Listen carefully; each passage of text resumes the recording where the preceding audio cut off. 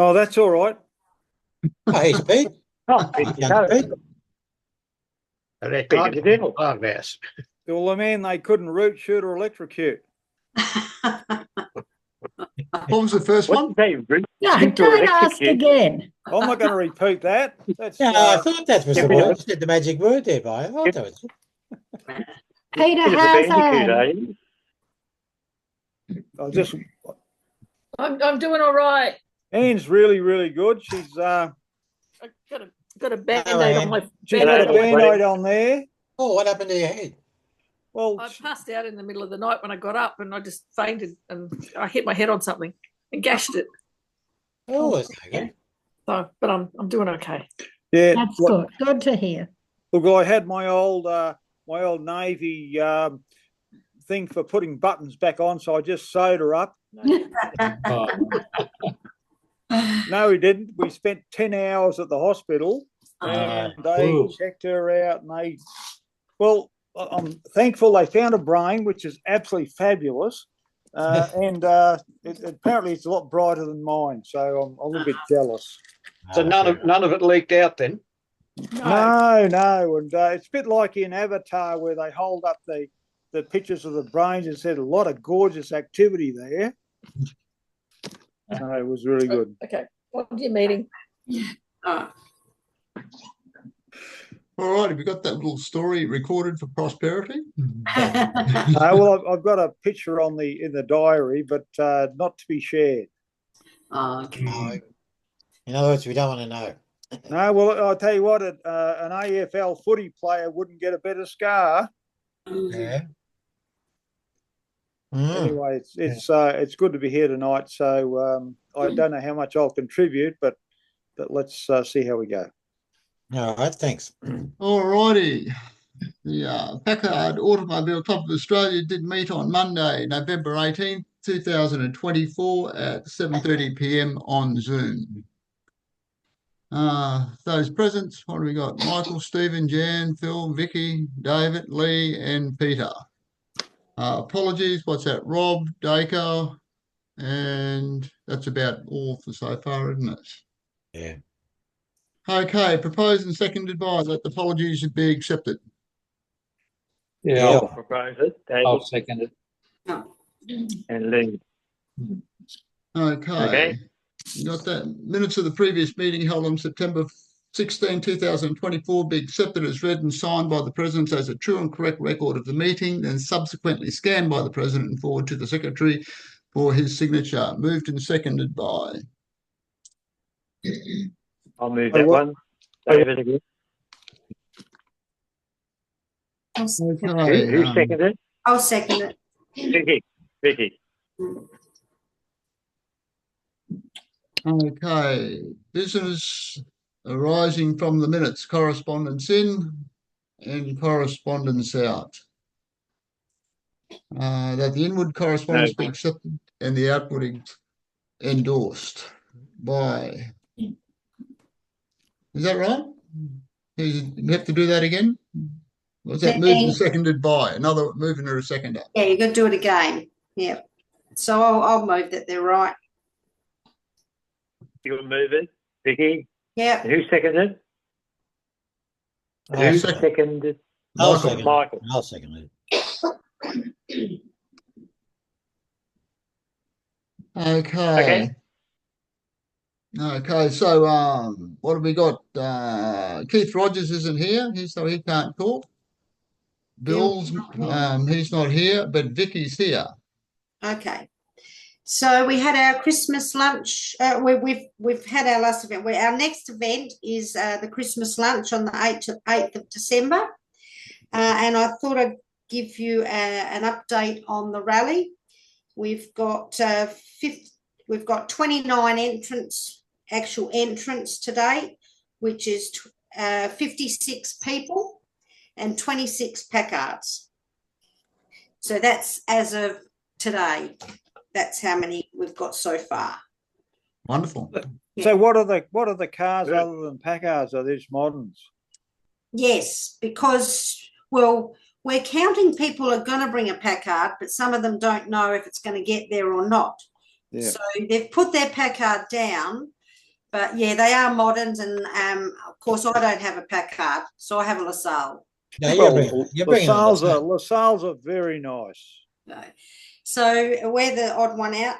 But apart from that, pretty much, I mean, Jimmy Ellis has put his Packard down. Whether it's there or not, we don't know. getting close. Well, there's plenty of trailers in South Australia. He could. Well, it might not be together. He's on the final bits, but he's very muddled. He's a very muddly person, and in fact, my husband's getting bits and pieces for him at the moment. They're getting a whole lot of things working together with a few things. So, but hopefully he gets it there. Otherwise, we might never see it. But that's all I can report at this stage. Oh, okay, it's a pretty good report. Pretty good. Can I ask a question of this committee, and something that I've spoken to Jan about? We're following the guidelines as such with all the concourse and all that sort of things. But as far as an actual rally, you know how you get a rally bag and things like that. We're doing our own thing. We're not actually following the rules. Are people always going to expect that, what do you call it? I don't know what it's called. The medal that you can either put on.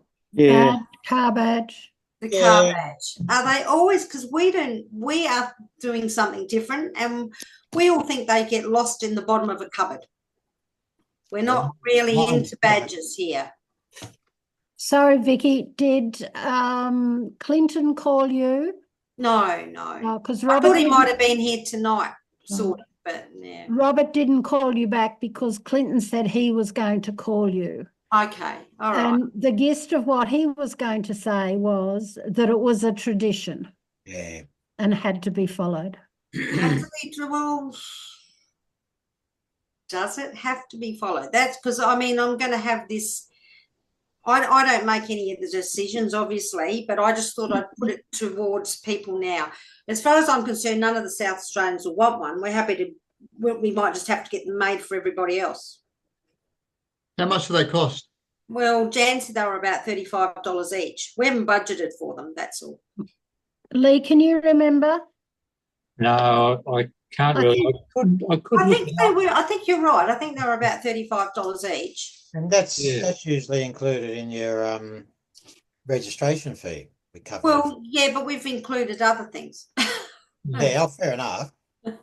We've actually, what we're trying to do is give every person who is in that car something rather than just the badge. But you could give them a plastic rally badge if they really wanted one. Well, actually, I can actually show you something. Oh, keep going. I'll run and get something that I've got that we were also thinking of doing, and I just might get a consensus on it. So Yeah, you keep going.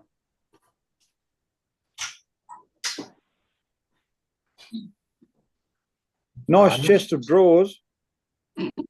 Do we need Phil to go on while Vicky's out? So who we got? Oh, no, she's back. That was quick.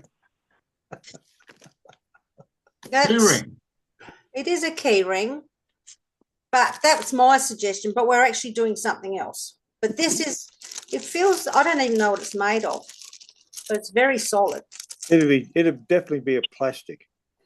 Well, probably, it's like it's a vinyl or a leather on there, but it's on a metal badge, I think. So they're cheaper, obviously. One of our members makes them. Yeah, I don't have a problem with those. I mean, if they're going to want but no, I think what they want is the one that goes on the car specifically. I think no one puts them on, and everyone has got so many laying around the place that we never put on cars. I know. That's what Vicky's saying. They end up in That's the what drawer. I'm trying to say. Why do we have to follow a tradition when You might get a few that put them on their car, but I've been in the club for 20 years and I've got badges from going right back, and I've got from the rally we did.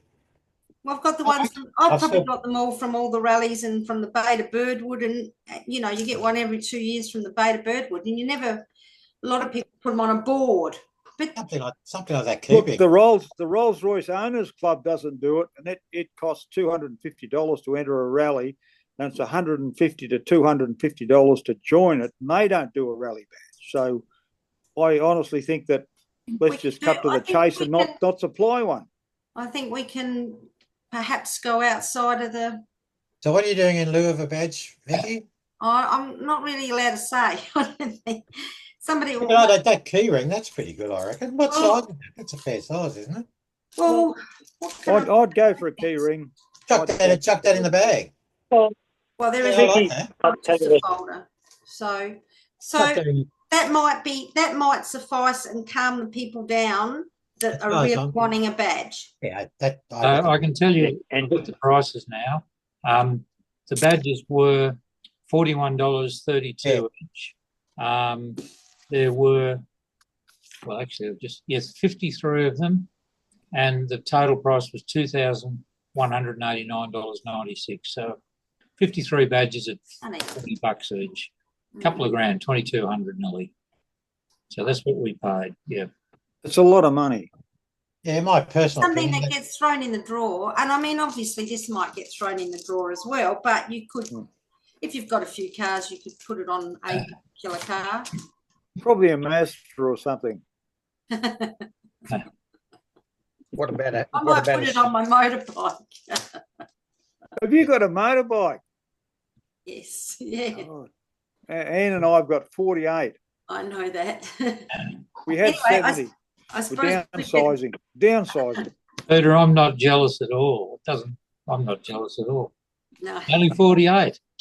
all right. Okay, let's move on, I suppose. So that's all for me. So I'll talk to Clinton, but he is traditional. But I just thought I'd ask how many of us actually have put badges on our cars, just amongst our little group of 7 or 8 people. I don't. I haven't put one on. I just don't quite know how to. Some of the older cars, you find people with the older cars put them on, but ours, yeah. I mean, has anybody put on recent ones at all? No. Well, The main badges people put on would be the RACV, like the NRMA and those sorts of things. And perhaps the PACA club badge, that'd be about it. They wouldn't put a specific rally badge on. No, they would never put a rally badge. No. But like some cars used to have a diorama where they'd have about 15 or 20 rally badges, and they would put that onto a board, and then they'd put it onto the front of their car, and they'd generally overheat. Fair enough. Okay, well, thank you for your input. Obviously, it'd be up to Bob and them to decide. I'm just the pawn in the middle at the moment, so I think the consensus. The advice. I think the consensus here is it doesn't really matter. All right. And if you've got something else in mind which you can't tell us about, in your opinion, you think it's going to be better than the badge? Well, we think it caters to the women as well. I would move. I would move that we accept Vicky's proposal to provide a key ring rather than a rally attendance badge for this rally. What happens if they decide not to do a key ring? They might not even think do you the should key make ring. it so specific. Well, they don't. They might want to just do this other thing that they've done for everybody. So I just think that I'll let them go with it. I just wanted to make sure, because we had a rally many years ago and Terry Hall told me that they didn't do badges here in South Australia at all, and everybody complained, and then they had to have them made afterwards and post them out. Yeah. But I'd be happy with the key. I'd still go back with them, Vicky, my own opinion, and suggest, do whatever you want to do, something new, but throw the key ring in as well. What's that going to cost? I guess you have the theme on, like the rally theme for Bathurst was Mount Panorama and that, track, but you're going to have a theme, aren't you? It might be a nice bottle of red or something like that, eh? No, it's sort of along that line. Okay. Well, the thing is, it's going to cost you $2,500 to go down there for a week. So why are you going to be bothered about getting, paying the additional money for a rally badge unless you really wanted one. And I think that it's with the cost of fuel, and I get 35 litres per 100 kilometres, no matter how I drive the car. So that's 7.5 miles a gallon. I get from that 12. And look, let me tell you, I'm not going down there because I want to save money on a car. I just want the company. Yeah. That's right. That's what it's about. Anyway, thank you for your input. We can move on to Phil, if you like. Phil Weeks. I don't have much to say apart from the fact that my car does about 33 litres per 100 as well, and it's approaching $1 a kilometre. It's pretty severe. My wife and I have spent a couple of days or 10 days in Western Australia, and we went to a car museum over there and saw a couple of Packards. I can't just remember the name of the place, but apart from that, everything is very quiet down here. I like the idea of perhaps a hat badge maybe or something like that, as a, where you can pin it on the side of a Cobra or something like that. Is probably not a bad sort of a memento. That's just a thought from me.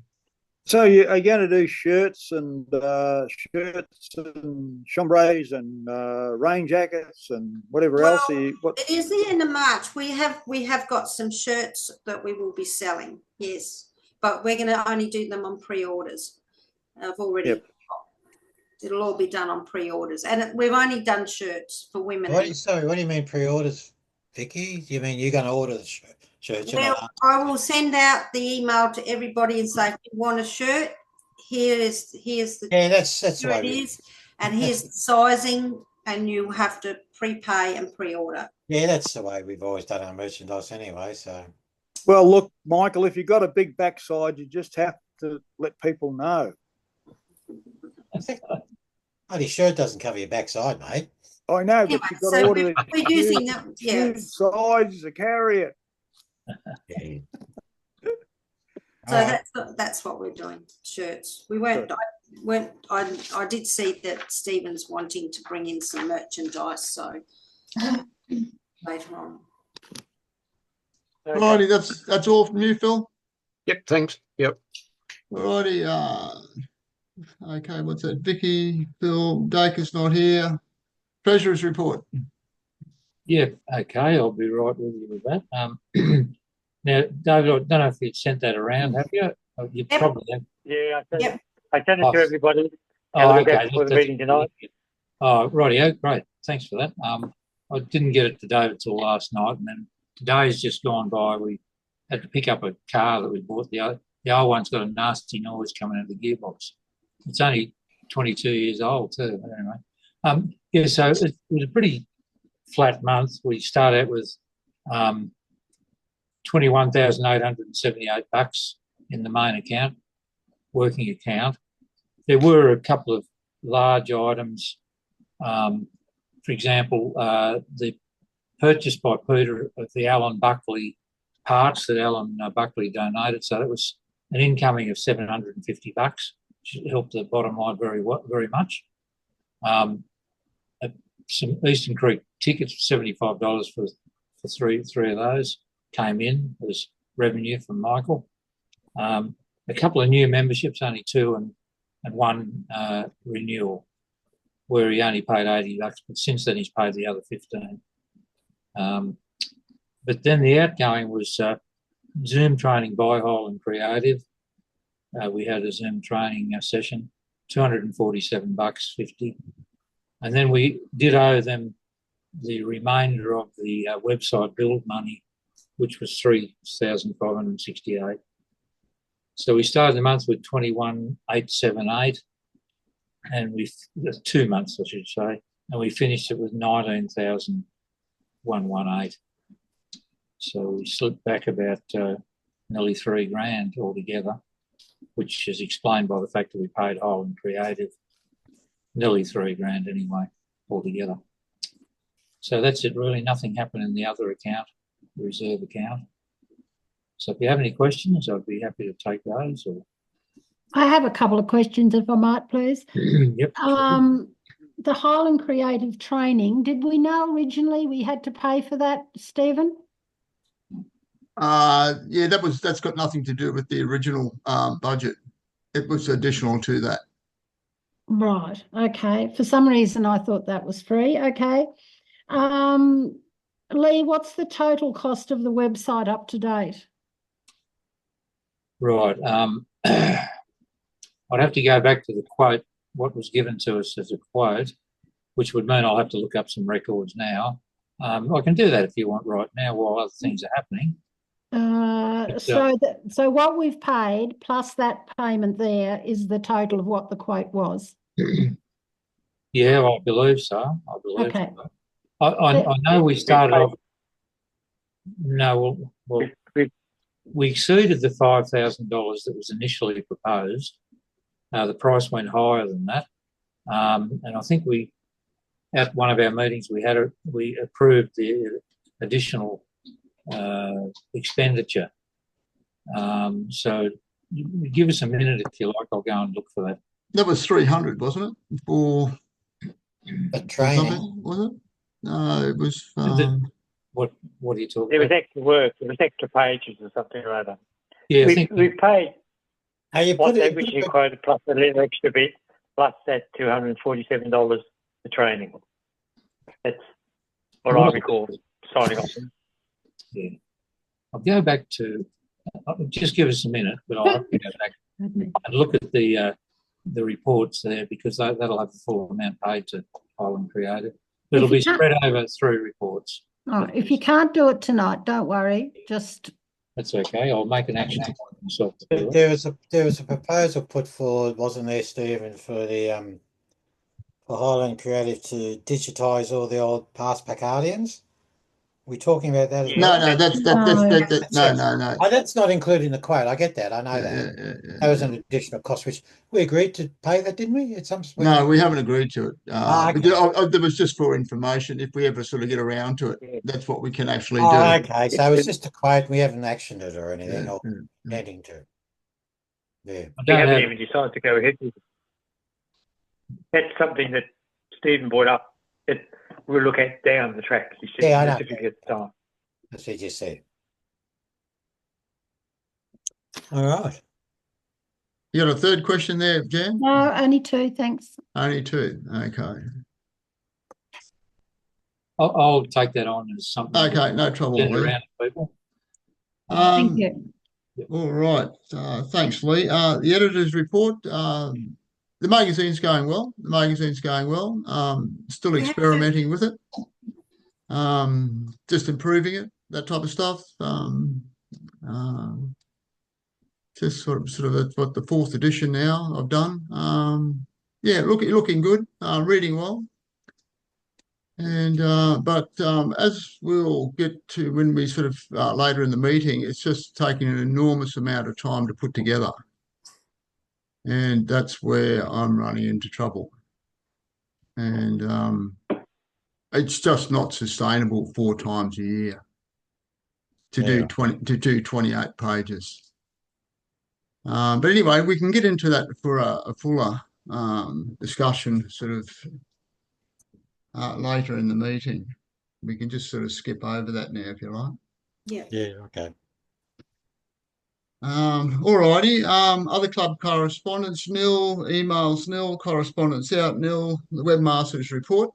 The website's going well. We can leave that to Michael. He's got a few things about the website. We can actually put that over to that. But apart from that, the website's working well. It's not giving any trouble. That's one of the big things. Just the only thing that's giving trouble is that we sort of, I struggle to sort of do coding with it, but I'm sort of What's the matter, Charlie? What's the matter? What do you mean you struggle to do coding, Stephen? Well, I sort of don't know how to code in sort of in website coding, right? But I'm sort of over the next few weeks, I've set aside a few weeks to actually start to understand it, so I can put pages together and all that type of stuff, right?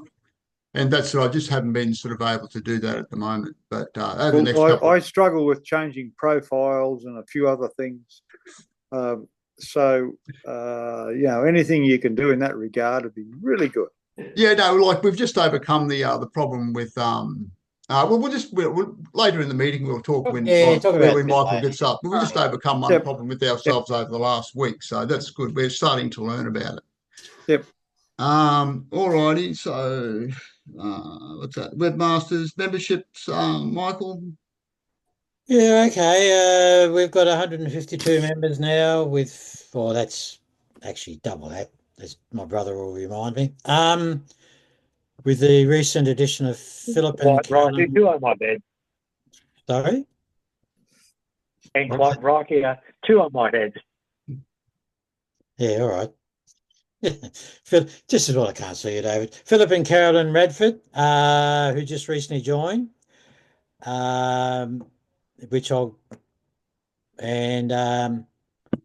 We've got some prospective newbies, which I chased up the other day. John Lee from Molong. I rang him the other day because he was going to go on the website and have a go, but he's been busy working.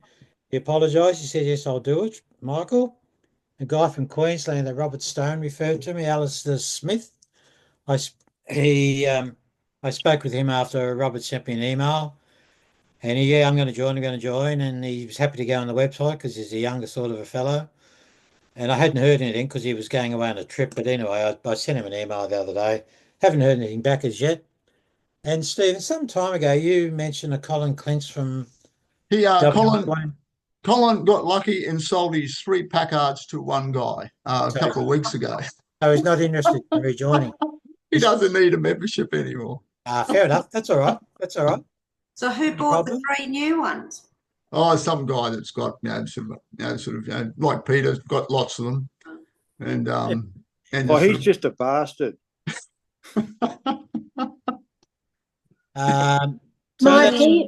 Might he join the Packard Club? Sorry? Who's that? The new fellow that bought them. Dacre is pursuing that as we speak. Good. Yeah. Who's that? I haven't heard that. Yeah, Dacre's after him to join the club. Who's that?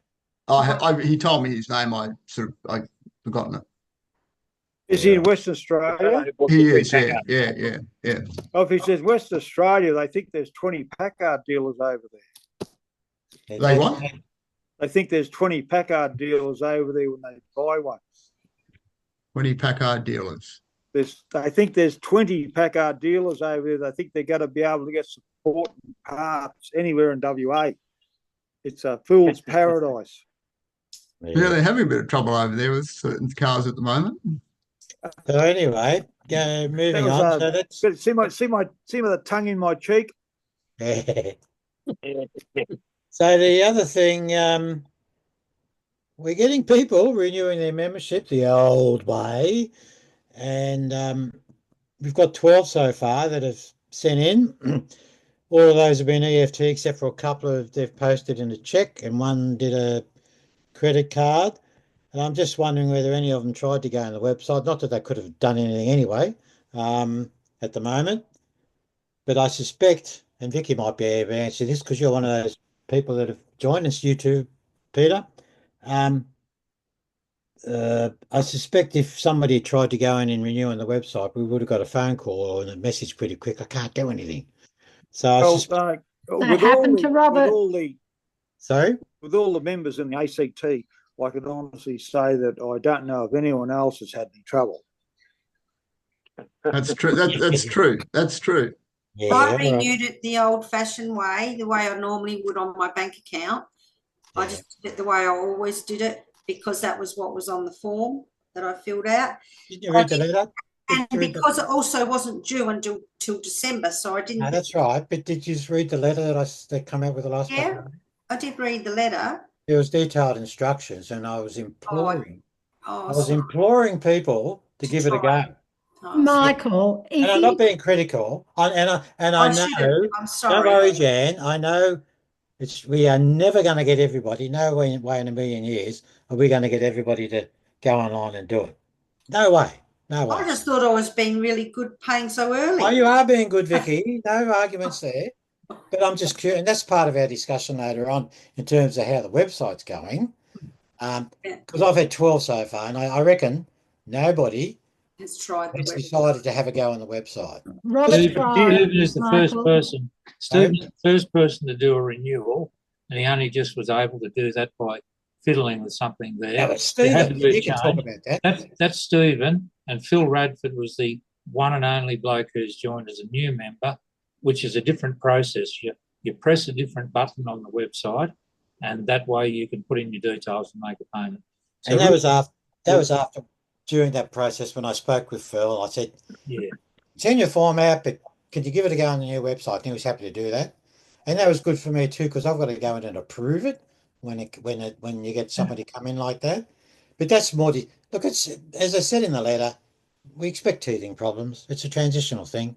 And a lot of people aren't going to want to do that anyway. So that's why we've redone the form. The other thing is that most PACA people in the club are like politicians. I used to do a lot of briefs for politicians. They read the first 3 lines, the last 3 lines, and that is all they read. If it's more than 1 page, they don't read it at all. I get it. That's probably Michael, on the website, if I'd done it on the website, would I have had to use my credit card? Yeah. See, I didn't want to do that because that's an individual I wanted the choice. club to get all the money, not pay. No, but that's an individual choice. Some people are happy using their credit card. It's exactly the same. How many of you guys go online to pay your bills? Your PayPal and everything. Yeah, you go online. It's exactly the same process. Yeah. So I haven't looked, but there's a kerfuffle with it because there's no opportunity to do it at the moment. And Steve can talk about that a little bit later on. But there will be. So no worries. how we're going to rectify it. So, Jan, what was Robert's experience when he tried? He gave up. He couldn't have found anything. Yeah. That's why. Yeah, Jan, Robert did try. I was wondering how he found what happened. I don't know what happened. He just said, "Bugger it! I can't do this." I said, because there's no opportunity to do it at the moment. Okay. Lee looked at it. I looked at it. David looked at it, and Lee and I came to the conclusion that I didn't look at it. Oh, sorry, my apologies. In that letter I sent out, I said you get 2 weeks before your membership's due. You get a generated email saying it's due. You get another reminder on the day that it's due, and then after 21 days you get a reminder if you haven't paid. And Lee and I came to the conclusion. I think Stephen will verify this. We thought, that's what it is. I bet you get once you get that first invoice, if you want to call it that it's due, it'll open up. You click on that and you can go in and do your payment. But if you do a direct credit, you just go through a BSB and an account number, and you are protected by the bank. Yeah. I mean, anything you do outside, like club stuff, you do with PayPal, because they are protected, because PayPal has a pretty rigorous thing on verifying who people are. And I've had a few disputes through PayPal, and I have got my money back. But if you don't use PayPal, but you're using a BSB and a direct credit number, an account number, and you are fully protected. Yeah, that's the way you currently do it now. You're talking about an EFT, yeah. That's the way you should do it. Is just with a BSB and an account number, a direct credit from your bank account, and then you are protected. But if you start giving your email, your credit card details out with your CVV number, or whatever is out the back, then you are opening yourself up to getting someone to scam you. Yeah, okay, but we're giving people the opportunity to do that in the same way as many people pay their electricity bills, their utility bills, pay it that way. So you can go along to an auction. You can go along to some street auction, and there'll be half a dozen people there with an FPOS machine, and you entrust them to be fair dinkum, and you swipe your card. And now the biggest problem is there's somebody cloning the data that is sent by, say, a wireless FPOS. But the bank will still come to the party, and usually you won't have a real lot of trouble with that. Anyway. It will happen to a few people, or it'll be a one-off, it'll be for a few $100. or a very small amount. Anyway, So they will fix the customer and reimburse them, unless it's some stupid thing like you lent your card to a friend and gave them the PIN number. Then if you could lie about it and say, no, I didn't. But if you did, the bank will say, well, you don't lend your card and give your PIN to anybody else. We're not going to repay you. So, you know, it's not real likely you're going to get ripped off. And with like 100 million transactions a day going on in Australia, no, hang on, probably 1 billion. I don't know how many times do people shop at Woolworths. In Australia, there's 25 million people. They've only got to do 4 transactions a day, and a lot of them do. So all those transactions at a tiny amount get scammed. But if you're doing a $100,000 transaction, you get scammed, you're going to hurt like blazes, aren't you? And the bank probably then would still come to the party, but you take a risk. I know what Peter's saying. It can be. Michael? It's all encrypted and they've got the security systems in place, same as any other organisation you're paying to. And my brother might be able to talk more to that, being an ex-banker. But look, we're giving people the choice, and some people just don't like using their credit cards like that anyway. That's fine. That's fine. We're not building people around the head and saying you must pay. Jan wants to say something, yes. Michael, what alternatives do you have to pay if you go on the website? You can only use card, that's all. Use your card. Yep. Just a credit card? Yeah. If that letter I sent out, which was quite detailed, we gave instructions for people who decided they want to pay via the website. We attached the latest form. People who still may wish to use the forms, plus also for people like there's very few, there's 10 members who don't even have a computer. So they've got to pay the old way. So we said nothing's changed for them. And we said, yes, we know people. If you read the letter, it's fair. There's a lot of information. I read the letter 3 times. Yeah, I know you did. But yeah, and I said have a go, and Rob's had a go. Good on him. But he wouldn't have been able to do anything because at the moment that avenue wasn't there. That facility wasn't there. And we didn't know that. I assumed that it'd be all there on the website, and probably in hindsight, it would have been nice if I had a check with Highland Creative. But it would have been nice if they had gave us that information anyway, to be quite frank. But anyway, that's all right. We'll get there. So we might leave it at that at this point, and Stephen might have something to say when we get on to the website discussion. Hey, Stephen, is that all right? Yeah, no trouble. Okay, public officer. Neil's report. Oh, sorry. My apologies. I missed Philip and Carolyn Radford. We hadn't approved their membership. They're in and everything, but I'd like to move that we do approve their joining. That's Philip and Carolyn Radford. Can we get somebody to second that? I'll second it if you like. Okay, thanks, mate. So no, we all agree? All right.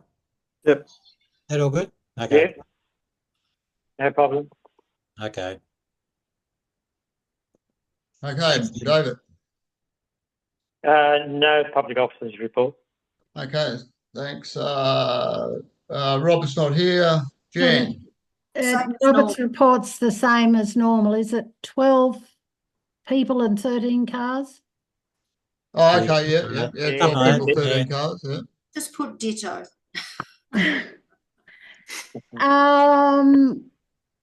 New South Wales has been very slack.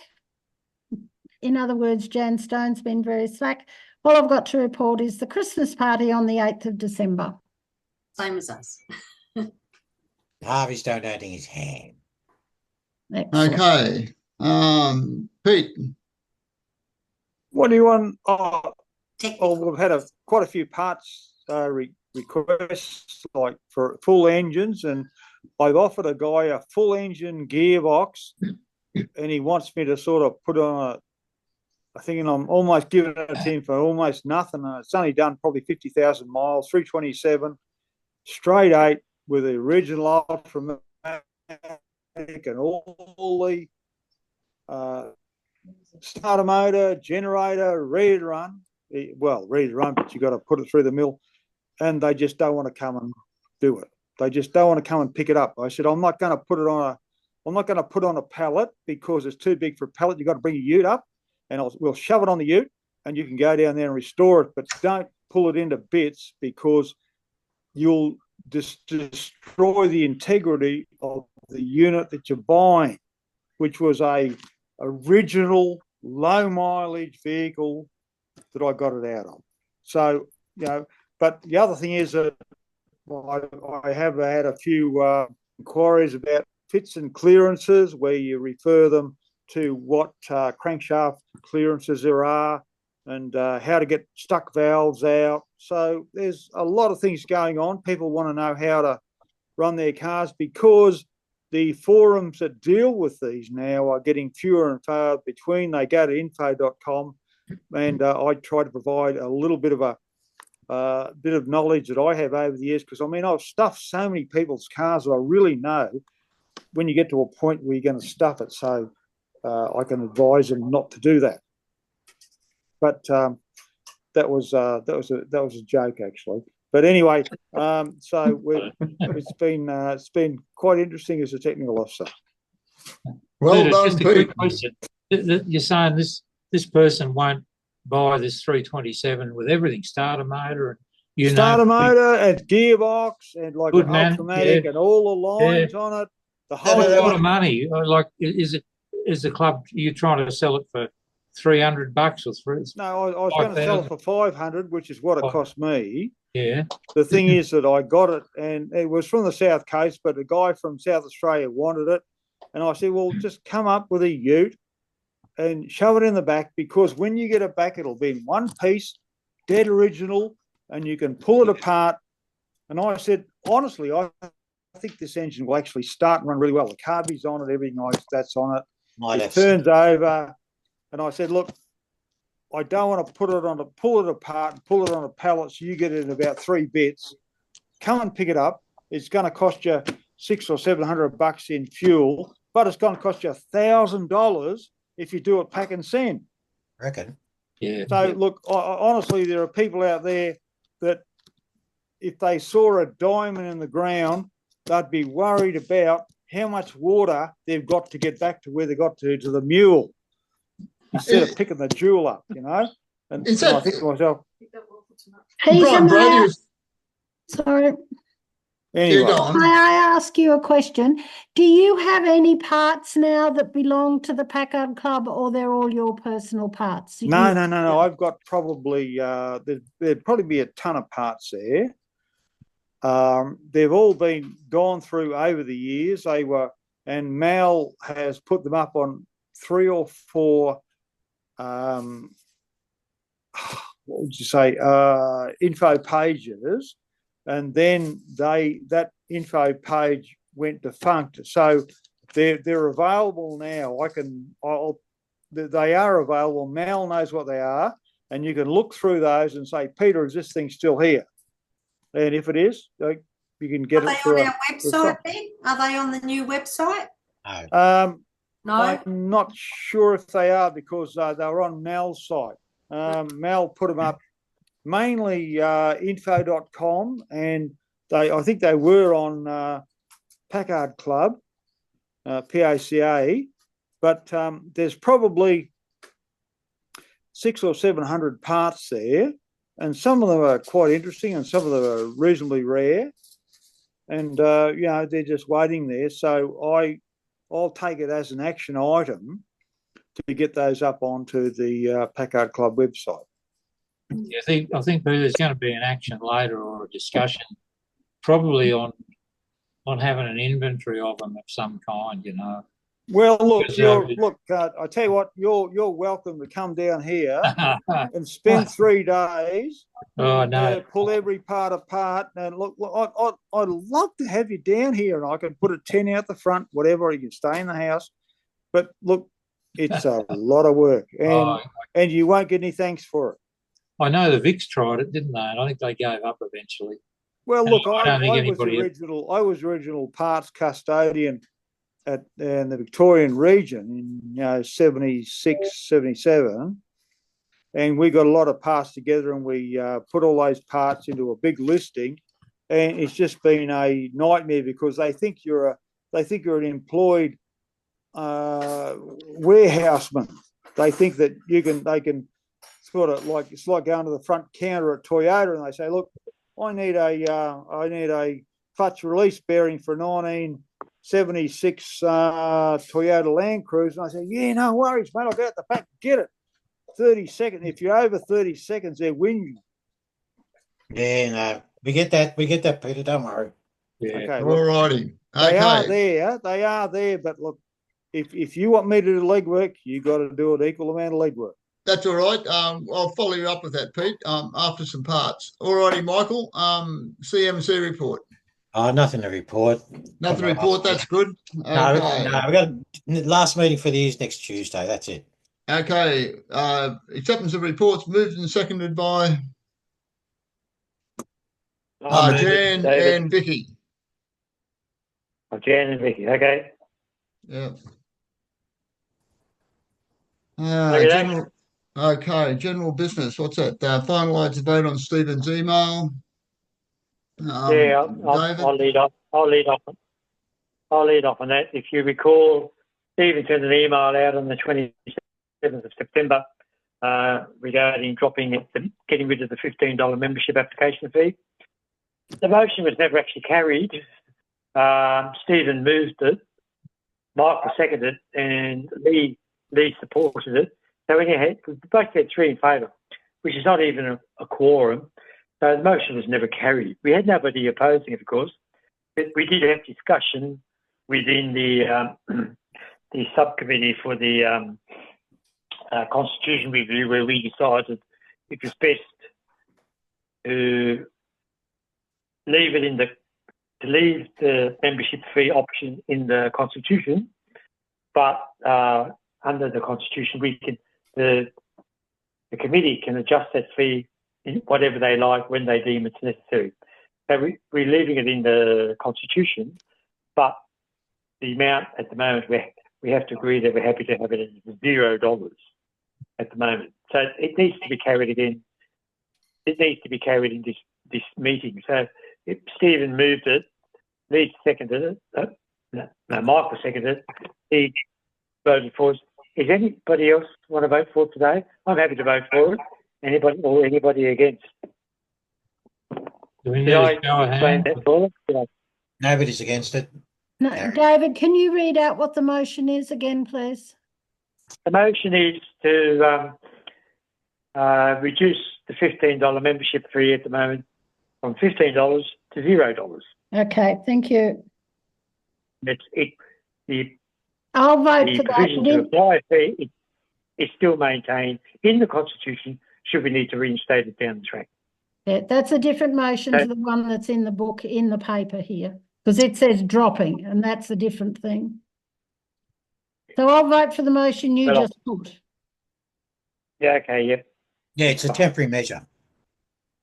Does that need to be seconded by someone? Yeah, I'll second it. I've already done that. I have to leave, but I'd like to give my proxy to Stephen Guest, if I may, please. And thank you very much. And I wish you all the best for the rest of the meeting. Thanks, guys. Thanks, Peter. Thanks, Pete. Yeah, mate. All the best too for Anne. Certainly. All Thank you the very best much. for Anne. Okay. All right, so we'll add. Okay, the next thing you all know about that. It was just an update on the progress of the Constitution review. It's all draft's gone out. It's all come back. We haven't changed the draft that we're voting on, other than the fact we've added one bylaw, and we're having our special meeting on whenever it is in November. You've all got your notices of the meeting, haven't you? Yeah. This Sunday, isn't it? Any questions on that at this stage? No. Have you got an agenda for that? You sent it out, didn't you? Yeah, it's in the notice. The notice of calling the meeting. Yeah, so we don't have to do much. Anyway, I'll talk to you before that. It's just the one resolution to it's a run resolution that you have to pass. Yeah. Are you running the meeting? Or does the president run it? You're the president. I would think you should run it, to be honest. Okay, no trouble. That's no trouble. Yeah, I'll check with you later in the week. Yes, because it's Sunday week. No, it's this Sunday. No, This Sunday, yeah. This yeah. Sunday. It's Sunday. It's Yes, Sunday. this Sunday. 6 days away. I'll send out And the that's the Zoom only other Saturday. thing we've picked up on is the fact that we haven't, and it's no reflection on Lee. We've been doing it this way for 6, 7 years, and everybody's been happy with it, myself included. Our financial reports, we are supposed to do a balance sheet, which includes an asset and liability statement for our annual report that we present at the AGM. It was picked up or was referred to obliquely in one of the bit of the feedback we had on the draft constitution that we sent out, and somebody suggested it should be included in bylaws and et cetera, so we're probably going to have to engage an accountant once a year to do a proper profit and loss and a balance sheet, which includes a source of funds and asset and liability statement. Unless we can pick up some sort of program, an MYOB, which is Mind Your Own Business program, or something we could do with yourself. Or if somebody's on the board, he's got bookkeeping skills and knows how to do a trial balance and a balance sheet, you're welcome to do it. But other than that, we'll probably have to pay an accountant to do it, which Jan will tell you will probably cost about $900 a year. Is that correct, Jan? That's your experience in your club? Yes. And that's what it used to cost us as well. I think it was $868 or something 5 years ago. So it's probably going to be $1,500. For charities, you used to be able to, and this is a long time ago, for a charity or when I was with a kindergarten, you could have a person who was an accountant that you knew within the club. Oh, yeah. Just peruse the books and do that for you. So it depends if it depends if we've got someone in the club who might be able to offer those services. We could ask. Yeah. We could ask. It's not going to be a difficult thing. Lee will have it all pretty much all in place. I could hand anybody who is willing to do this. I'd do exactly the same as I did with the accountant that we paid $868 or whatever to. I could look that up, but I think that was the price stuck in my memory because it was a lot of work for an accountant who was handed everything that we had, and she could only do what we told her that we had. So if I forgot to give her anything, and this is one of the big problems, that would be lost. It never. Is this law to do a balance sheet for a club? She used to do. It is. She used to do just for a month though. No, I thought it was the end of the year, wasn't it? It'd be the whole full financial year, wouldn't it? Yeah. Hmm. Oh, yeah. We don't have to do it every month or every time we have a year. Yeah. Once a year, yeah, and you have to do it. Yeah. So it's in the regulations to the Fair Trading Act. It's contained in the regulations. Part 4 of the Association Incorporation Regulations 2022 clearly states we require an annual income and expenditure statement plus a balance sheet be prepared. And the balance sheet must have an asset and liability statement contained therein. And only an accountant or somebody with bookkeeping experience can actually do that. So, David, could I, if I learned how to do a balance sheet, would I be able to? I mean, I'm happy to try and learn how to do a balance sheet, and I could look up examples from like 6, 7 years ago, maybe. I don't know how an accountant actually does it, but when I did trust accounting many years ago, when I was working in real estate, I had a real estate agent's license, and I had trust funds, so I had to know how to do all this stuff. But we didn't. Sounds like you're volunteering. Jan, you put your No, I'm not. I haven't got a clue how to do it now. You have to have different books of entry. You have to do journals. You have to have ledgers. There's a process involved, double entry bookkeeping. Your credit, your debit. You have to bring it all together. Then you have to do what's called a trial balance. And I can't remember how you do that. And from that, you move to your balance sheet. Your balance sheet has to agree with your capital that you hold, your assets, liabilities, and your funds that you hold in your bank account. And it's very complicated. And an accountant would do it, no doubt, nowadays. Well, they have computer programs that carry it forward from year to year. They have computer programs that do it all now, that carry it forward from year to year. Yeah, I know. That's what I'm saying. When I learned how to do that part side of it, it was 40 years ago now, and we did it all on books of entry, journals, and all this sort of stuff. So you got your hand up, Jen? You're going to do it, are you? I haven't. No, I'm not going to do it, but I'm happy to send both Lee and David a copy of what this club I belong to here does. The accountant does it.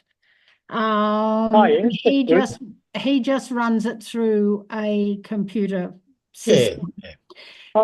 You don't have to have, the law doesn't say, Lee, that you have to have an accountant to do it. If you could learn to do it, that's fine. No.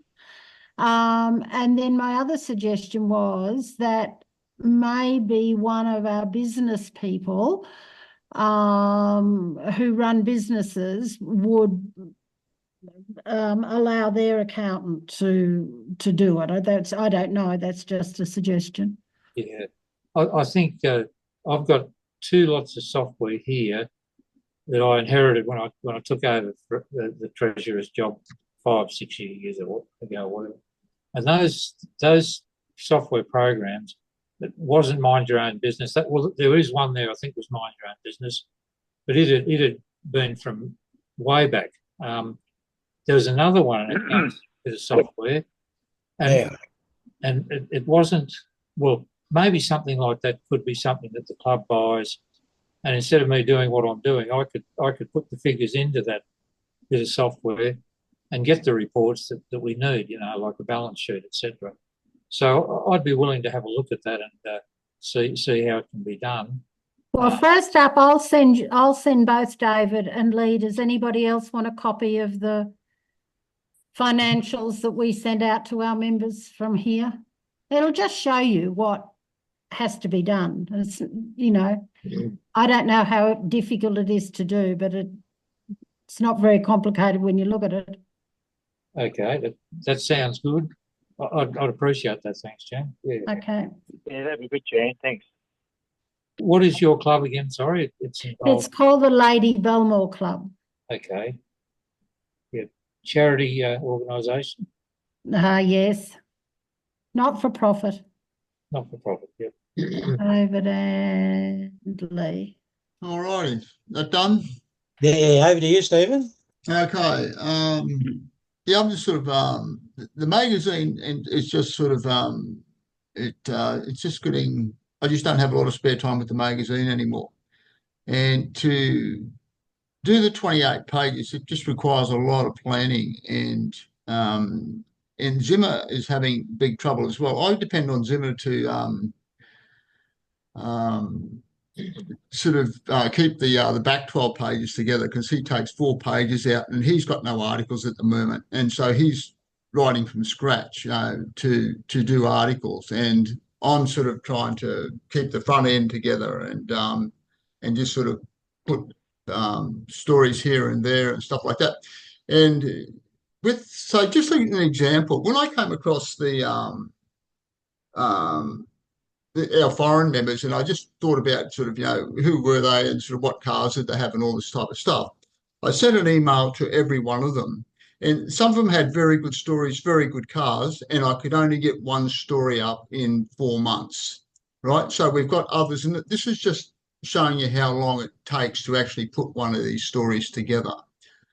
And one of the troubles is they just take so long to come together. Then, so when they come together, they send you pictures, and the pictures aren't acceptable, and I have to sort of go back and get them to redo pictures, and it sort of goes around. I just want to keep the standards up. I just don't want to be putting sort of bad pictures in there that people don't look at, or sort of, bad stories that people sort of got no interest in reading. And so when you try to create standards, which I've been trying to do over the past 12 months, it just takes a lot of time to do. And that's where we're sort of just running into trouble with it. And sort of just like doing it, sort of the main spread on page 13, 14, sort of, we've got to put someone in there. We've got to get something that's interesting and decent and all that type of stuff. and it's just not putting stuff together. And of course, we've got the double page spread in the middle. The front of the magazine has to be separate from the back of the magazine. So it's sort of getting technical as well. And we're sort of, and this and that. And what we've been trying to do is just keep on just making it denser and denser and denser, and we fill every page. Now, we've got the type down to 11 point, which people probably didn't realise. So we're putting many, many sort of more words into the magazine. And it'd probably be up to around about 36, 40 pages of what Jeff was doing now. And so the 28 is a lot more information in the 28 than what was in when Jeff was editing. And so it's all sort of getting more technical and just taking more time to do. And this is what I'm running into. All of them now, the 4 editions I put out have taken me about 10 weeks to do each. And it sort of is just taking up too much of my time. And also now with the website too, I just haven't got enough time to sort of look at the website and sort of start to learn how to code and start to do lots of things on the website, then sort of integrate the website, the PACA into the website and stuff like this. So I just sort of thought if I can give one of them away to sort of resign as president, move into vice president, that'd sort of free up a bit of the time. But that doesn't really then sort of give me a lot of time to devote to the PACA end. So I thought the best thing we could do is probably put the PACA end back to 3 editions a year, and that will give me more time. And it's just a time factor. So I sort of started thinking about that. I've actually written like a half-page thing here just to talk about it. I mean, it seems like that you're looking for more content, but it's got to be good content. That's right. And so I just jotted down a few things. I mean, if you were to go more to historical content where you could just pluck out stuff that was about PACAs, like it might possibly even be reprints from earlier magazines, and part of the interest in that might be that it's just a Ronioed stenciled or old-fashioned typing, but it takes people back to what was going on in the club, or photos from the distant past, or historical documents about PACAs. Maybe the interesting features and that stuff you wouldn't have to generate yourself so much. Even old advertisements for PACAs, like photos of brochures and stuff like that. We're paying we've got colour now, and we're paying to make old advertisements in colour. And this is the point. It's got to be new material if we're paying it, and it's got to be new material.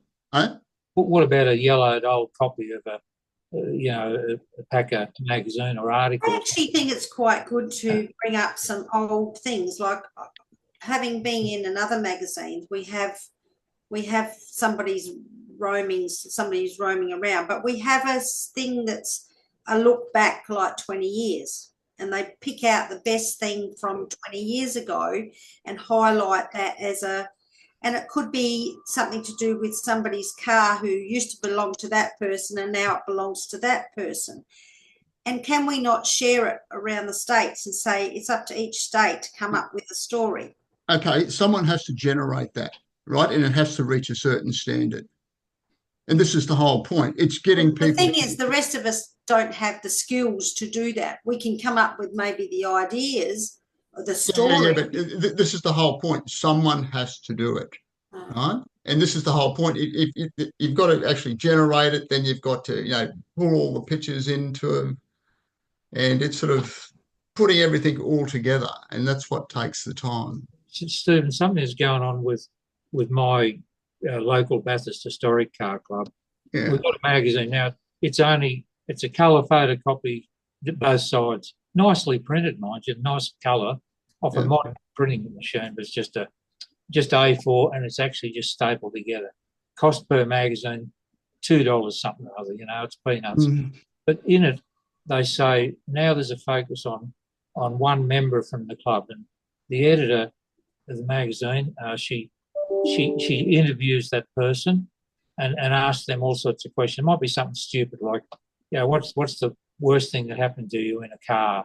Okay, if you want to do that, Lee, knock yourself out. You generate it. Well, Well, Okay. well, the thing is, though, if people were asked in a magazine to contribute, or if people were emailed and asked directly, all right, you know, you go through the members in the club and say, we'd like you to write something. If you don't want to write something, can you just fill out this pro forma attached here? It'll take you 15, 20 minutes. But the magazine's future depends on you and everybody else in the club putting a bit into this damn magazine. When did you last write an article? Not that you'd say that there. And maybe they could write about one of the things I get, Lee, when I speak to people, they tell me straight up they don't want to write anything. Right? That is the first thing they say to me. Well, maybe they don't deserve a magazine. I mean, I'm just saying, you know, I tend to think stuff. If you can't get off your bum once a year or once every bloody 5 years, there's 120 people in the club that be capable. Just, you know, you can't stop sending them a magazine, I suppose, can you? But we won't go there. But, you know, I just thought that I'd be happy to brainstorm this with you. There's no brainstorming, Lee, because people have to generate it, and that's the whole point, right? Well, if it's a pro forma, well, that's one thing. I would think that a lot of the members would be happy to tell a bit about their life story with Packards. Some might do 1 page, some might do half a page, some might do 2 pages or more. But what about how they discovered their Packard or whatever? I don't know. Yeah, that's fine, Lee. Yeah. But someone has to generate it. You can talk about these things ad nauseum, but when you actually ask someone, okay, give me a historical spiel on your Packard, that's where it sort of dies. Is that with everybody? Because I know in the past there's been articles that people have contributed. Right, you're not going to get everybody wants to write an article. I get that. I know, and I'm not harping back to what Jeff did. Please don't take it that way. But he used to ask every magazine, looking forward to getting some more articles off people. Can we give that a bit of a push? Do you think? Is that going to help at all? Do you think, Stephen? Or you do a lot of work chasing people up, and I get that. You do shit loads, quite frank. I get that, and it's time consuming. Yeah. Is there any way we can help lighten the load? I'll be honest. My only concern is we've just increased the fees to $95 and we've cut it back to 4 issues. And now we're saying, we want to cut back another one. It's kind of a bit of a big hit. I sort of agree so soon. It's a little bit too soon from going from. Well, Stephen's saying July next year. So that's the way off. So maybe we try and see how we can help Stephen.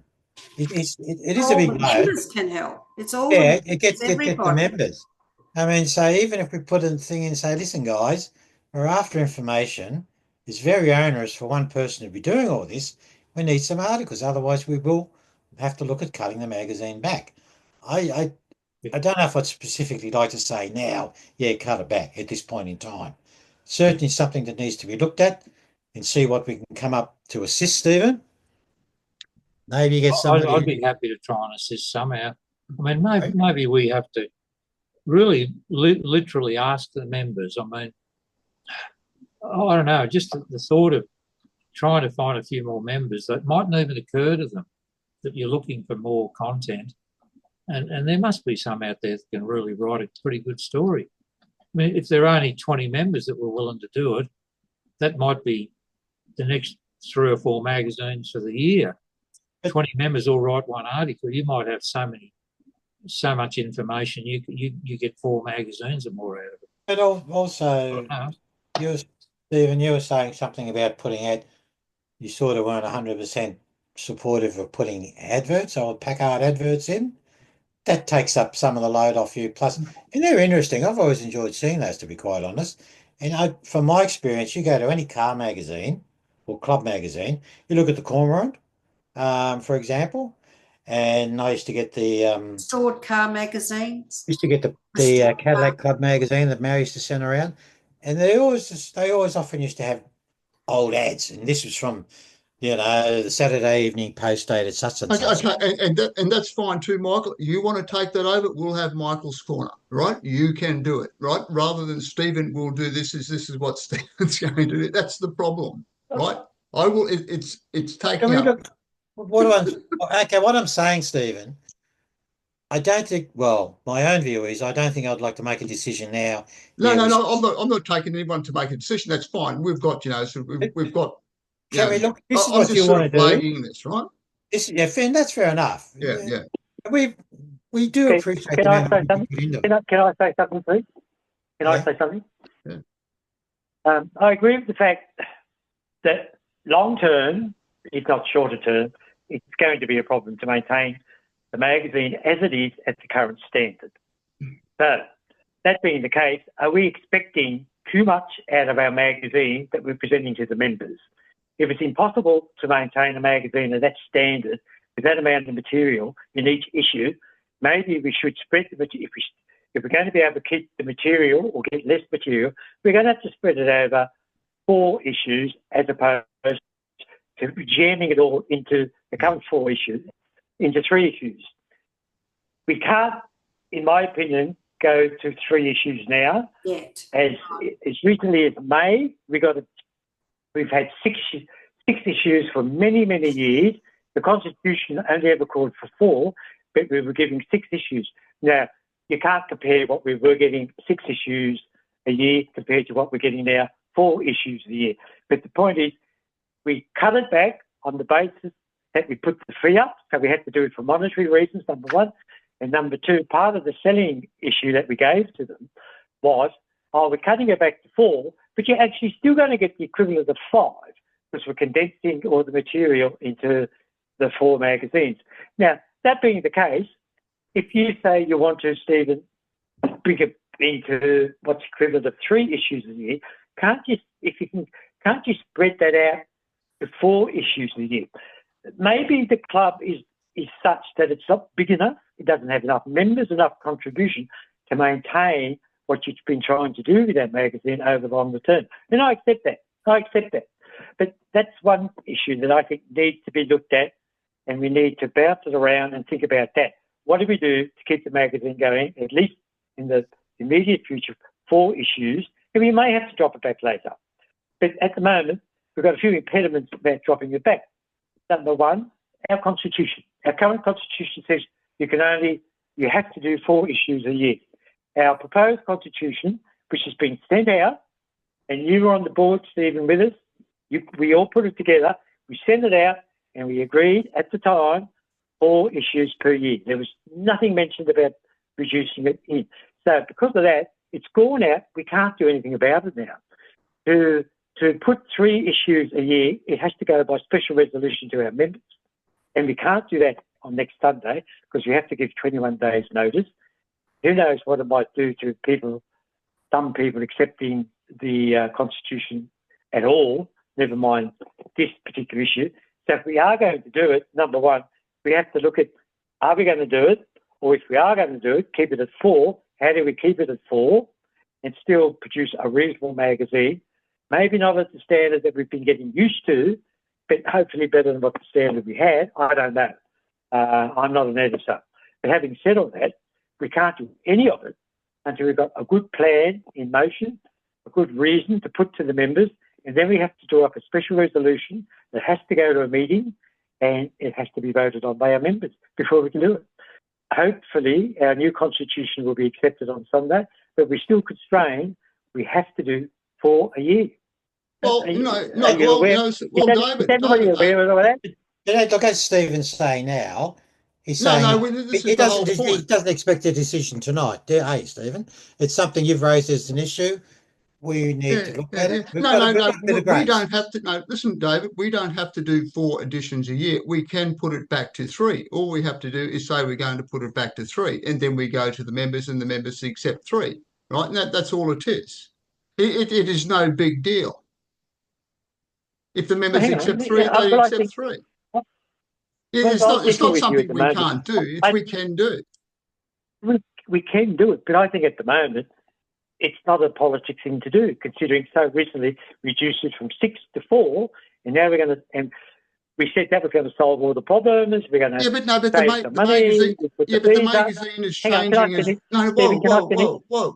The magazine is not the magazine it was 12 months ago, even 6 months ago, right? the magazine is evolving, right? So you can't say, well, we've got the same magazine now. We have not got the same magazine now. It's a different product. Stephen, can I interrupt, Stephen, because you're interrupting me? I said this magazine we've got at the moment is quite different to the magazine we had before. Yeah. And I understand to maintain the standard that you've elevated the magazine to, you've improved the magazine, and to keep that standard for 4 issues with the volume you're putting into it is impossible. And I can accept that.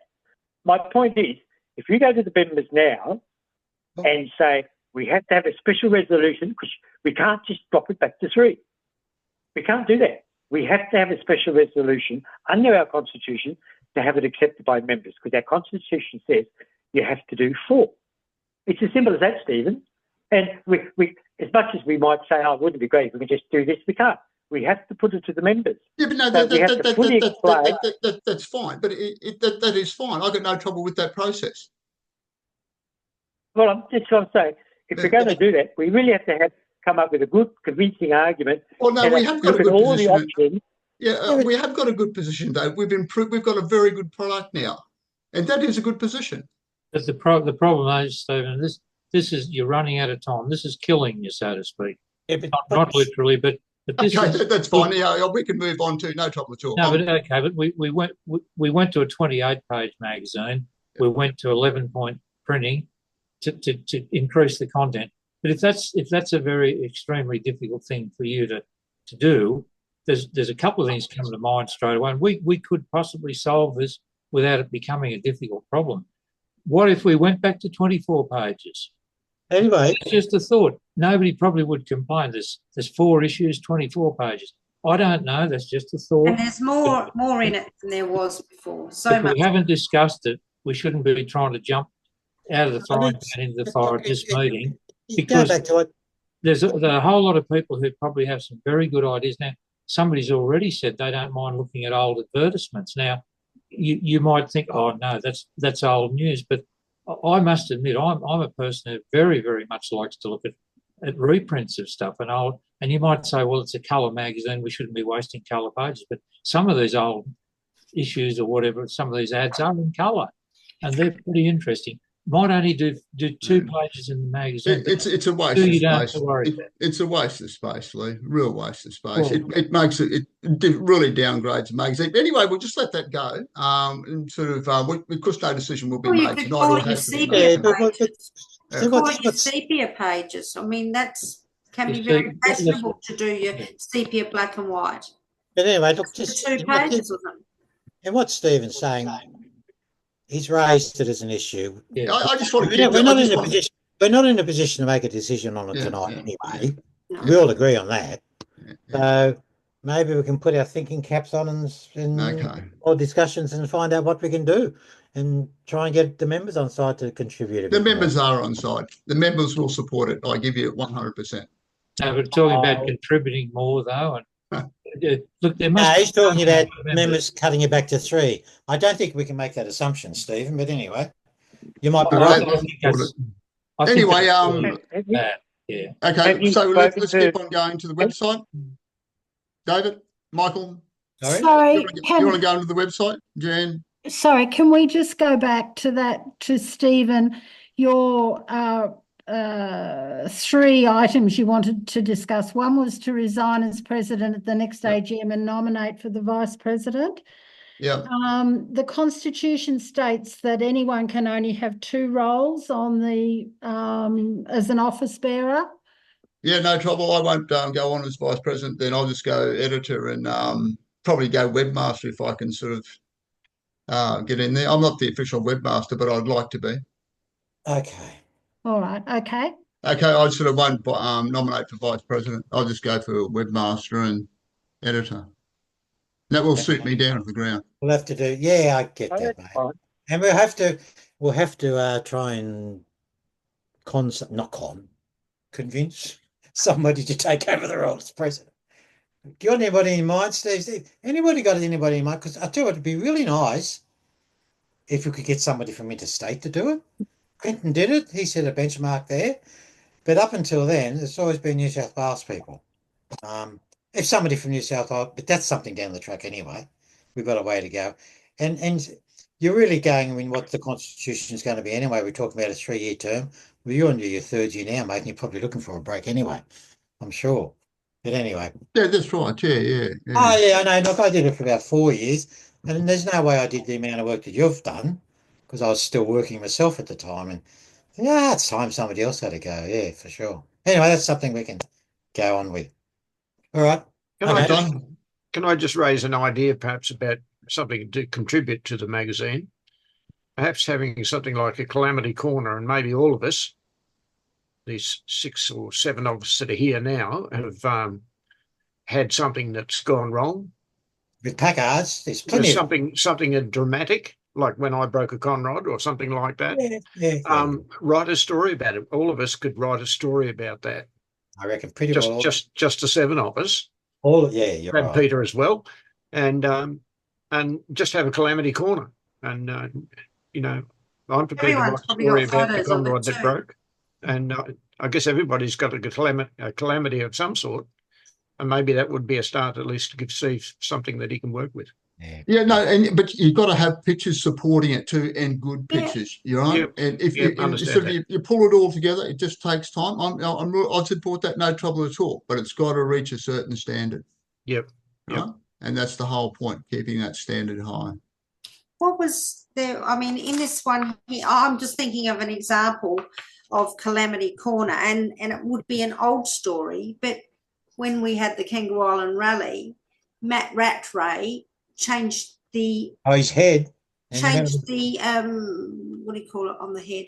Yeah, the head come up, had a blown head gasket, I think. Yeah, changed the head gasket in the main street. In Main Street. Now we've still got all the photos of all that. Now that is the story that a lot of people wouldn't remember. Anyway, sorry, Jan. Sorry. No, look, I'm not for reducing the number of magazines a year. I think we have to leave it at 4 too. But I know exactly where Stephen is coming from. And I think all the ideas and things that we can put up are fabulous. But what Stephen really has to know is that he has got someone to do some stuff for him. Ideas are wonderful, but he doesn't want, I think I'm reading Stephen correctly, but Stephen doesn't want us to give him ideas. He wants us to do the work. Physical help. I get that. I agree. That's to be the job of an assistant editor, wouldn't it? It would.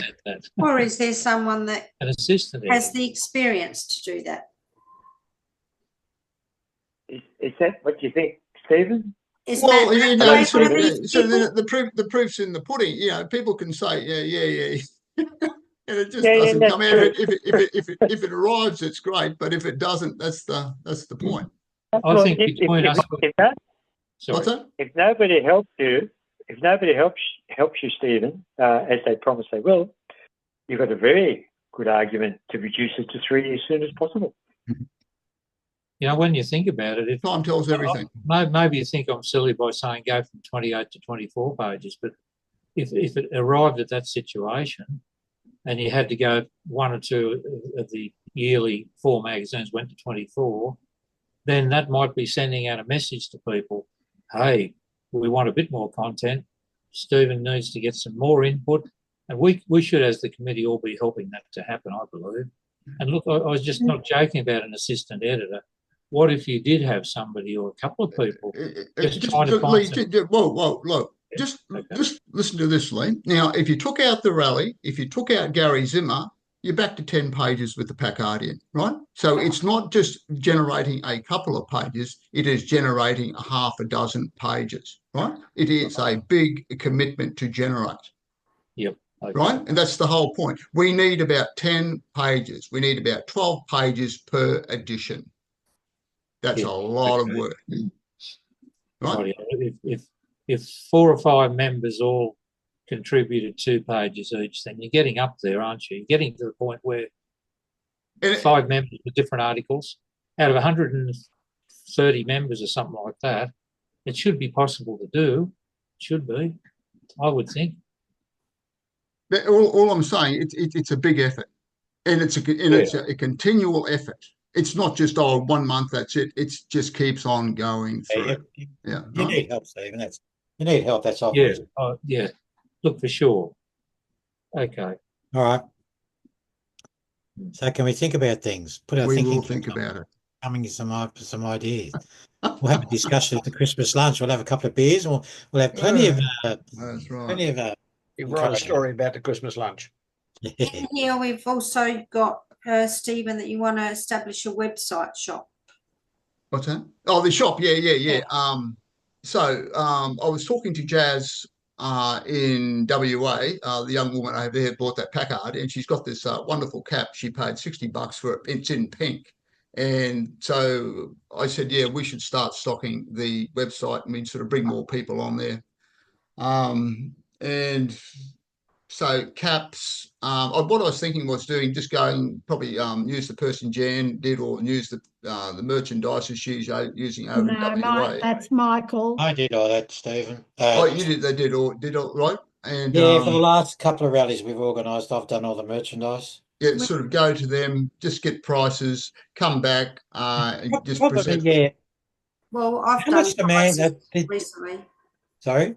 I've just done stuff for the rally coming up. So yeah. I've got the thing is, and I don't want to be negative, mate, but how much demand do you think you're going to have for it? The problem is, for example, South Australia, they're just providing. Then you've got to store it all. They're just providing shirts, which is fine. You did that a few years ago, and that was fine. They did shirts, wind cheaters, they did before, but we're only going to do shirts this time. No, that's when it is. Yeah, that's fine.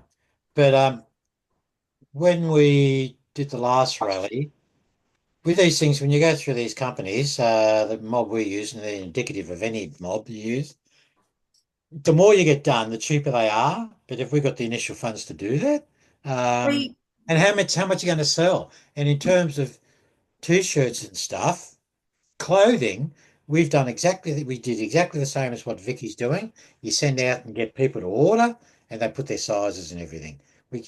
So I'm just wondering how much demand we're going to have for it, Stephen. That's all.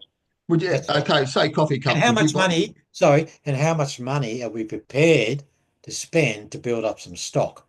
For example, the caps, baseball caps. Where we're getting from, they will only do it as requested, and he said minimum numbers aren't a problem. Oh, well, that's good. That's good. But I mean, they're good quality. They're not. I mean, look, we've got a pretty good relationship. First step, as you said, Stephen, the guy we've used for promote, we've used him for the last 3 or 4 rallies that New South Wales have done. So he knows us, and we've got a good relationship. So we can start a conversation with him. But those baseball caps, for example, they were $10. We had a little bit on for profit, but we paid about $10 for those, for example. Shirts, the polos, they were about $35. I think I can send you what I've got if you want to see what I've already got on the computer. But we can certainly investigate it. We can investigate it. Send it to whoever is interested. But it comes down to how much stock. All right, probably how much stock are we prepared? Sorry, Steve, how much stock are we prepared to buy, and how much are we prepared to spend? I think I don't think you want to carry any stock personally. You want to go to a place you can order it as you need, but then you've got to pick it up. If we can order it as we need it, that's fine. And a couple of things we've got now. I mean, so we've got bloody lots of coasters here that we give to new members. We can flog those. In addition to what you're suggesting, Stephen, we've got heaps of Packard Club badges, like membership badges. We can put those in the shop as well. I've got a box full of the things. And every now and again, Jeff used to put a note in the magazine, badges are available, and we might get a couple of inquiries. Okay. And they cost postage, and by the time I get them engraved, they were about $10 each or something, a bit more. But that's one thing you can consider. So anyway, as I said, how much are we prepared to spend? How much can we afford to spend if we're going to get some stock together? And you can't do that for clothing anyway.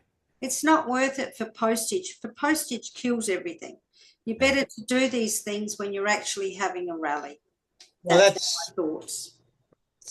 That's why we've done it in the past. I agree. And you don't get, at the last rally, you might get about I've got all the spreadsheets here, but you get about 50% of the participants buy stock. And some of them, that might even just come down to 4 coasters or baseball cap, you know, because you can spend a fair bit of money. So at a rally, you might get about 50% of the participants, yeah, I'll buy some merchandise. So I'm just not sure how much demand we would have. Now, Jan's putting a hand up there. You want to say something, Jan? Stephen, how many things do you want to have in the shop? Are you thinking to have in the shop? Well, sort of caps, key rings, teas, coffee cups. What are teas? T-shirts. T-shirts, yeah. And sort of, see if we can do a couple of differentiation between male and female, colours as well. Jazz had a pink cap. It just looked fantastic. Yeah, did you say $60? I can't see PACA people paying $60 for a cap. You couldn't? I did say $60. She did. Hers paid, but she had to do the design as well. Yeah, pay for Oh, the well, design. that's the thing. And going back through this guy, if you're getting the embroidery and stuff done with a Packard script, you've got it on their system. They've got it on their system. That's right. You've got to start from scratch. It costs you a bomb. It's the setup. So the more you produce after you got the setup, whether it's coat, whatever it is, where you got Packard stuff on it. That guy's got all of it from 20 years of doing the rally. And my guy, the same story. He said to me, we flogged aprons, barbecue aprons. He says, what about those aprons you did a few years ago? They're really good. We've used those at some of our events. And they had it all there. I can send you all the stuff that I've got from our man. But probably best bet, Stephen. Sorry, Jan. I know Jan's got a hand up. Best bet, Stephen. Maybe I can get in touch with the guy we use and say, what's the story? Can you do deal with us in terms of providing as we order and idea with your numbers? Anyway, Jan? Stephen, where on the list of things that you want to do is making a shop? Because I think we need a priority. We've got a whole heap of things up in the air. So which ones are important to get onto? Obviously, the magazine's important, the shop's important. What else is important? Because perhaps we can only work on one thing at a time, and so you need to have a the website's important. I'm spending the next couple of weeks working on the website. The website's the most important. It's really, really important. Getting that up and running, we're all familiar with it. Getting that up and running and make sure it runs smoothly. People are starting to use it. Yeah, exactly. That's the priority. I agree. Now, what's the numbers now, Stephen? 47. We're smoking. It's starting to cook with gas. Oh, yeah. And gas is no good for the climate. You need electricity. Keep don't go there, Jan. Anyway, we'll have another push next week with could we just go over to the website now? Right. Okay. So I changed my renewal date a couple of days ago, and I've gone through the process. It sent me the link, and then I went into the website and went through. Very simple, very easy to use. Okay. And so I've screenshot the whole process, and that I'm sending that out to the club. And so anyone wants to go on there will be able to follow the steps quite easily. Stephen, sorry, but isn't it such that we don't want people going in and trying to change things, change parameters, even the date for the reminder? No, they can't do that. They can't do that. They can't do that. No, just to clarify, you're not sending it out to all members, are you? No. I just changed it for myself to see what the process was. As you suggested to Lee and me the other day, you're going to do. With an email you send out, because I was saying, which I've said to you, we've got to send it out, email out to all members explaining to a point, ignore that letter that I sent in terms of the instructions, because they can't do anything. You need to include a note in the email that goes out. You can't be ducking right now, though. And it's the problem. No, that's what I'm saying. If we the letter I sent out, I was asking people, go in and have a go now, but they can't. They can't do it until they get that reminder letter. So we need to include that in that letter, saying apologies. The letter that came out with the last Packard wasn't quite right. I'll talk with you offline about that stuff. Yeah. We can. I'm going to do it later in the week. No, I'll have a chat with you about it. That needs to go out ASAP, because the more people that get pissed off with the website, the fewer that are going to use it. But I don't think there's too many, as I said, yeah, we do need to do it ASAP. Just one quick thing. I mean, we talked about this, but Stephen, isn't it such that Michael and or myself or whatever should be able to go in there and simply change the dates that people are going to have the email sent out? Once that email goes out, the system automatically allows them to log in and see. We don't want to change. Sorry, we don't want to change the dates. Leave them as they are. That's their anniversary date. That's when they join. That's when they do. That's okay. So we've got the access to do that. All of us here, we've got admin access. We could actually change it to 3 weeks before the renewal date. That's what I'm talking about. That's what you're talking about. When the letter goes out. Sorry, Lee. That's what I meant. That's the only thing, as far as I know. I don't know how Stephen got to work, but from what we understand, that's the only thing stopping from people from being able to go in there and pay online. One simple date that is part of the data set that's in the website that needs to be changed, brought forward a couple of weeks. Now, later on, we can change it so people don't even try to renew until they get the email. But this time, we've preempted by sending the letter out, which is great, no criticism, but we assumed that they could go in and my suggestion is you make them wait to whatever they've got to do in the future. Yeah, I agree. All right. Email was sent out. Expect a letter 2 weeks prior to its due date, which is the 31st of December for the bulk. So you don't need to do anything if you want to pay online until you get that reminder. Yeah. I think you start playing around with things. Sorry, Phil? You're making it more complicated than the old-fashioned way. Going in there, changing dates back. And if somebody forgets to change the date, next year they're going to get a letter too early or something. Just leave it as it is. Explain what's happened. Wait until you get the letter saying it's time for you to renew. That's exactly what I just said. That's all we could say, I think. That's exactly what I just said. Next. Anyway, I'll talk with Stephen. We'll get something. Yeah, that's right. Yeah. No, it's all good. That looks like that's it. Next. I think that's it. That's it.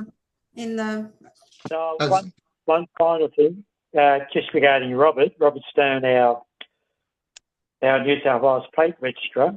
If our new constitution gets up on Sunday, he'll no longer be our New South Wales plate registrar because the position doesn't exist. However, he's still down with our, whoever they are, the RTA, or whoever in New South Wales, as our plate registrar. He's the only one who can sign off on letters. If anything comes in, somebody wants to register. So we need to appoint him tonight because we're not having another meeting until January of next year. We need to just do a committee appointment that he can be an appointed plate register for New South Wales only going forward. So is everybody happy with that? Yep. Oh, absolutely. Yeah. So the motion is that should the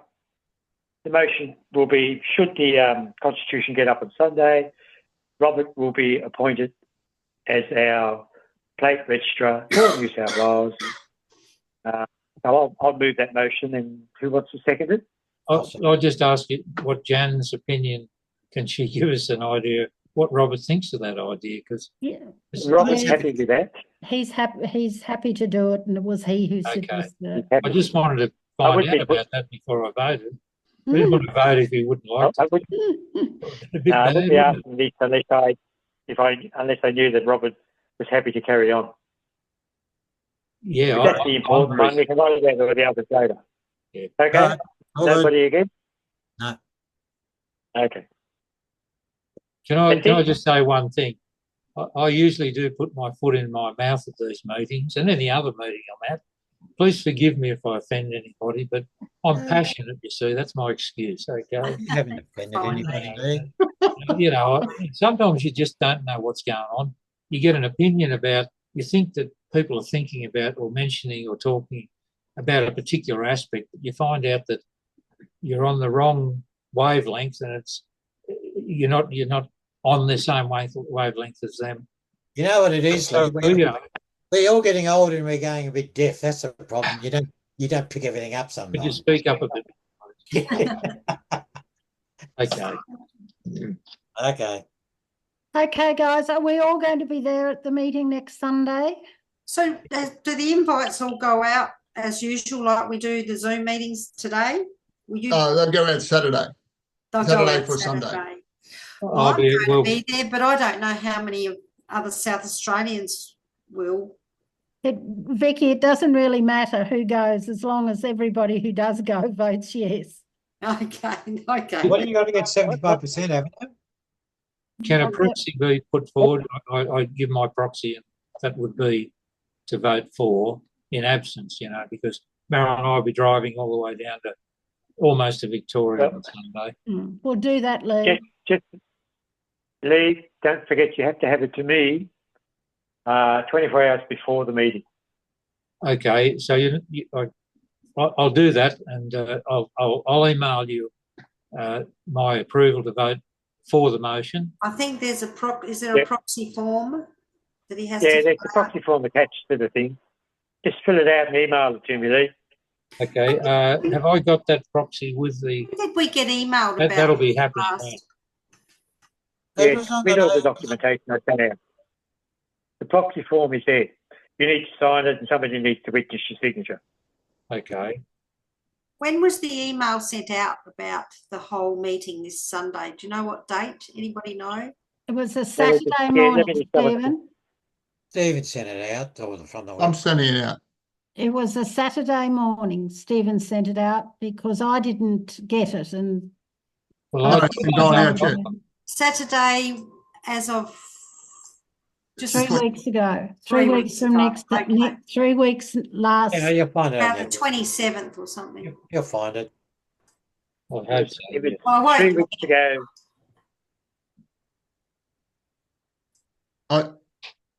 It's going out Saturday. Is that the one you're talking about? No. I was talking about the one talking about it. They went out with the draft constitution attached. Yeah, draft constitution. It was Saturday 2 weeks ago. So it would have it went out at 8:30 in the morning, Saturday 2 weeks back. And it's from PACA, I think. I don't think it's from Stevens from PACA. It's the 2nd of November. 2nd of November. Is that the one we sent out? Yeah. 2nd of November. Okay. I haven't got it, so it's not there. So that's interesting. The committee eyes only. Yeah. Well, I haven't. No, not that one. Not that one. Well, I haven't got it there. So whether it's it was the notice of the general meeting. I haven't got it in my email box at all. But that's interesting. I may not have it either. Yes. I don't remember. I'm just looking now to see. Well, I don't remember getting it, and that's why I asked when it was sent out. I've got no emails on the 2nd at all. Robert got it. Right. 2nd of November. I'll just go back to that myself now. I've got. So it was sent out from the PACA Club, wasn't it, Stephen? Yeah. No, yes. I didn't get it. But that's interesting. Oh, somebody can forward. So 2nd of November, I'm gonna ask a few others around to see if they did get it. No, I haven't got it. I'm just looking now, and I haven't got it either. You've been a bit dodgy sometimes, Lee. I must admit that. Yeah. Sometimes you get them, sometimes you maybe don't. I'll look in the junk mail. David, Stephen, can it be sent to those two again? Do you want them personally or to everyone? No. Just Vicky and Lee don't send it have to me again if you can. Somebody could just no trouble. Yeah, and then I'll and if I don't get it by tomorrow night, I'll let you know. I can just go into the website and just send them to you online. That's fine. Please, if you can send it to me, that'd be great. Yeah. Well, thank you. I have I couldn't remember the proxy. Did you get it, Phil? Are you able to? I can't find it. I saw the one that just said for yours eyes only, but that mentioned it, but there was nothing else with it. No, that was a different email. Did you that get was the it, only one Michael? I had that was dated on the 2nd. I think we've lost David. Hello. Did you get it, Michael? Sorry? Did you Yeah, I get, think so. Yeah, I got it. I'm sure I did, but I'll check. I'll ring my brother up and he can forward it on if I. Yeah, no, I got it, I got it. but I haven't got it in front of me. No, well, I'm looking at my emails and I definitely don't have it. 2nd of November. Yeah, and I just don't have it either. all right, Stephen's going to send it to Vicky and Lee. Do you need it also, Phil? I do. I haven't got it here. No. Stephen, what will be the title of what you send? Yeah. Because I can try and search to see if it's gone off to yeah. Do you send The it title of it, before I leave the meeting? it'll just be I'll wrap it up. okay.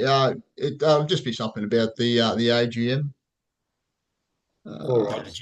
It won't be from Stephen. It'll be from PACA. or Packard. Yes. The Packard Club, yeah. Yeah. Packard Club. Yeah. Okay, so it will be a notification or, sorry, just give us the title if you wouldn't mind, thanks. I'll make sure. Sorry, can I go? Yeah. Okay, good night, Time to go. everybody. No trouble. I'll see you next Sunday. Bye. See ya. Bye, Bye. Jane. See you. Thank you. Oh, Stephen, interestingly, do I get a vote as on the committee and Robert gets a vote as our membership? You at do, the don't you? Meeting next Sunday? You do. No. Sorry. No. Oh, yeah, because you're committee members. Yeah. No. David? No. Why? No, I don't think so. Because it's not a committee matter. It's a general matter for the membership. And in those sorts of matters, there's only one vote applies to a family membership. I'll double check that. But you only vote on committee matters. You both have a vote on the committee. If you vote on the committee, you both have a vote. Family membership doesn't come into it. But if it's a general vote for members, family membership does come into it. And my understanding is you only have one vote. Well, will you check? That's my understanding. I hope we don't need it, but Only one of you can come along. We have to get a 75% majority, remember? of those present. Yeah.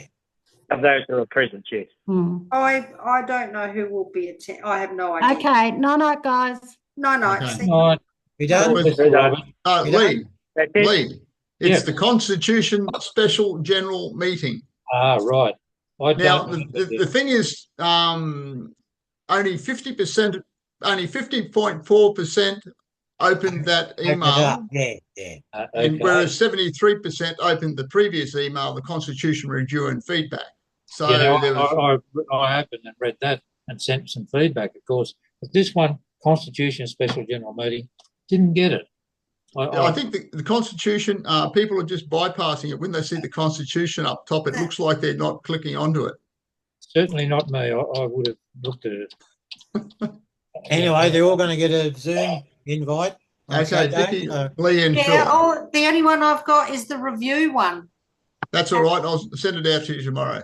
Yeah, Okay. Later tonight. Thanks, Okay. Stephen. Thank you very much. Time to go. Okay. Okay. I'll talk to you. Good night, everybody. I'll talk to you later in the week, Michael. Yeah, no problem, Stephen. Okay, catch you. And David, we'll get that. Where is he? David's gone. I'm here. Okay, No, we'll get that. my We'll get phone's that email for the Zoom set up. What you want to say and that type of stuff. Anyway, I'll talk to you later in the week. Okay, Stephen. Thanks, mate. No trouble. Okay. Bye. All righty. See you later. Bye. See you all. Bye-bye. Right. All the best. Thank you very much. See you later on. Yeah, guys.